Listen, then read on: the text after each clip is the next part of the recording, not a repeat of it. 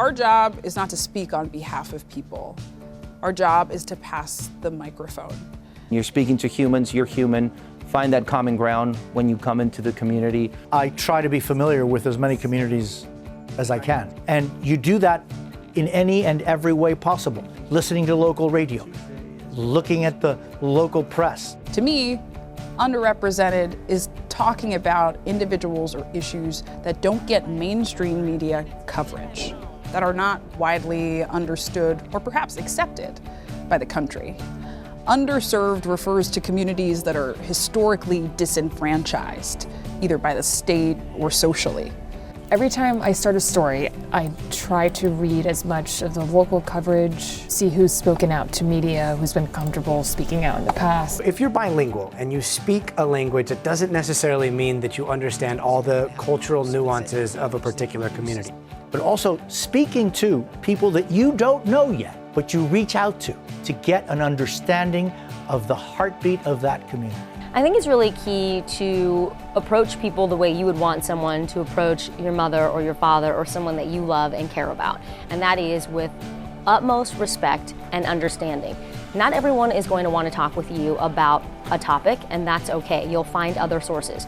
But do your research. Well, you have to know what the community looks like, what their day-to-day life is like before you even report on the impact of this news event. Never assume anything about the community or the individual you're speaking with. It is incumbent upon you to take your time to research that community. And it's best to do that in both languages. We're talking a lot about bilingual communities here, so make sure that if you want to talk about a certain thing, you know how to pronounce whatever you're going to talk about the right way. Being able to use bilingual and bicultural skills is a remarkable way to really get at a news story. You can connect more with a person.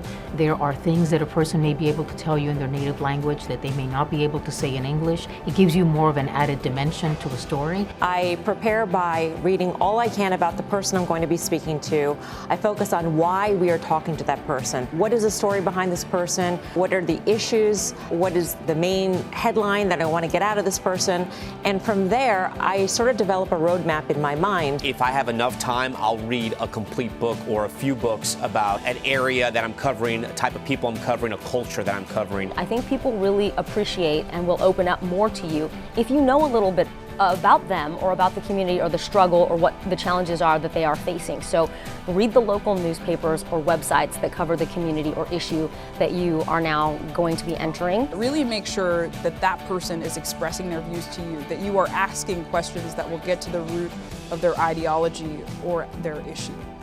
The vicissitudes, the trials and tribulations of the people there, what their dreams and their aspirations, what their hopes are, and what their difficulties in living the American experience. What is at stake for these folks? What's the biggest risk to them in sharing in an interview? This is particularly important in immigrant communities. Understanding what is at risk for them allows you to build safety and security into your interview. So I think the important thing when you drop into a community is to just talk to people. And one question that I really like to ask is, tell me about what the outside world doesn't know about this place.